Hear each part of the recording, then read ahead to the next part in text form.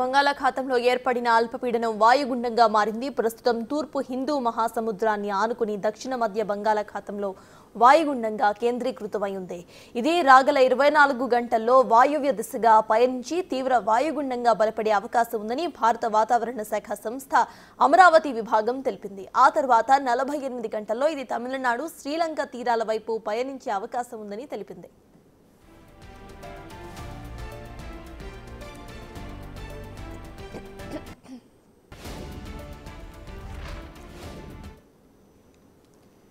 బంగాళాఖాతంలో ఏర్పడిన అల్పపీడనం ఇప్పుడు వాయుగుండంగా మారింది. ఇక విశాఖకు ఆల్రెడీ ఆరెంజ్ అలర్ట్ జారీ చేసింది వాతావరణ శాఖ. ఇదే అంశంపై పూర్తి డీటెయిల్స్ మా ప్రతినిధి రాజు అందిస్తారు. రాజు, చెప్పండి, ప్రెసెంట్ అక్కడ అప్డేట్స్ ఏంటి? ఇక తుఫాన్ ప్రభావం కూడా అక్కడ ఏమైనా ఉందా? అలర్ట్ కూడా జారీ చేసినట్టు తెలుస్తోంది. అప్డేట్స్ ఏంటి? బంగాళాఖాతంలో ఏర్పడ్డ అల్పపీడనం ఇప్పుడు తీవ్ర వాయుగుండంగా మారినటువంటి పరిస్థితి కనిపిస్తుంది. అటు తమిళనాడు, శ్రీలంకల మీదుగా ఇది ప్రస్తుతం అయితే దూసుకు వెళ్తున్నటువంటి పరిస్థితి ఉంది.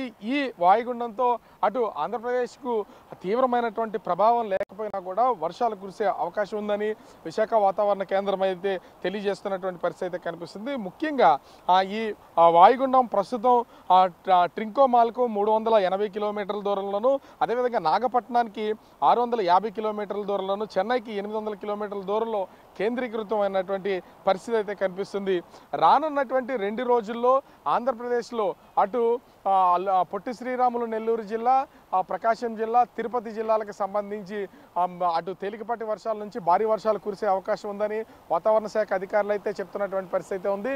దీంతోపాటు అటు గుంటూరు, కృష్ణా, ఉభయ గోదావరి జిల్లాలకు సంబంధించి తేలికపాటి వర్షాలు కురుస్తాయని ఇప్పటికే విశాఖ వాతావరణ కేంద్ర అధికారులు అయితే చెప్తున్నటువంటి పరిస్థితి కనిపిస్తుంది. ముఖ్యంగా దక్షిణ కోస్తా తీర ప్రాంతాల్లో 50 నుంచి 70 కిలోమీటర్ల వేగంతో గాలులు వీస్తాయని మత్స్యకారులు ఎవరో కూడా సముద్రంలోకి వేటకు వెళ్ళొద్దని ఇప్పటికే అటు మత్స్యశాఖ నుంచి అదేవిధంగా వాతావరణ శాఖ నుంచి హెచ్చరికలు జారీ చేసినటువంటి పరిస్థితి కనిపిస్తుంది.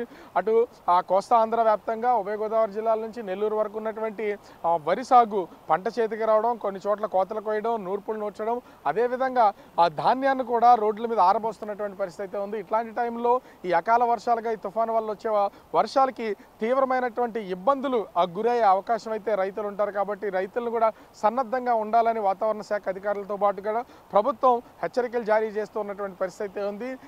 అకాల వర్షాల రూపంలో ప్రస్తుతం అయితే ఇప్పుడు కోస్తా జిల్లాలకు సంబంధించి పంటలన్నీ చేతికొచ్చినటువంటి నేపథ్యంలో కురిసే వర్షాలు రైతులకు తీవ్రమైనటువంటి ఇబ్బందులు కలిగించే అవకాశం ఉందని వాతావరణ శాఖ అధికారులు అయితే తెలియజేస్తున్నటువంటి పరిస్థితి కనిపిస్తుంది. అదేవిధంగా విపత్తుల నిర్వహణ సంస్థ కూడా కొన్ని జాగ్రత్తలు తీసుకోవాలని ప్రభుత్వ యంత్రాంగానికి, అన్ని జిల్లాలకు సంబంధించినటువంటి అధికార యంత్రాంగానికి అయితే తెలియజేస్తున్నటువంటి పరిస్థితి కనిపిస్తుంది. ఆరుగాలం పండించినటువంటి పంట ఈ అకాల వర్షాల వల్ల ఎక్కడ దెబ్బతింటుందని రైతులైతే ఆందోళన చెందుతున్నటువంటి పరిస్థితి ఉంది.